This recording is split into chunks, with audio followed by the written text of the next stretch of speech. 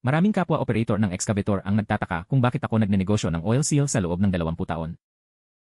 Magandang araw sa inyong lahat, ako si Wen Yuxiang, ang tagapagtatag ng Main Oil Seal. 20 taon na akong nananatili sa industriya ng oil seal.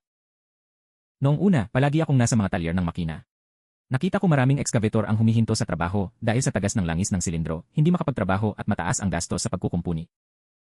Ang orihinal na piyesa ay sobrang mahal, habang ang pangalawang klase na piyesa ay madaling masira at paulit-ulit tumagas. Ang nahihirapan lagi ay ang mga operator at mekaniko ng excavator. Dahil sa problemang ito, nagpa siya akong gumawa ng oil seal na may kalidad na katulad ng orihinal na piyesa, ngunit may murang presyo para sa lahat. Sa loob ng 20 taon, binantayan ko ang pabrika, materyales at pagkakabit ng produkto.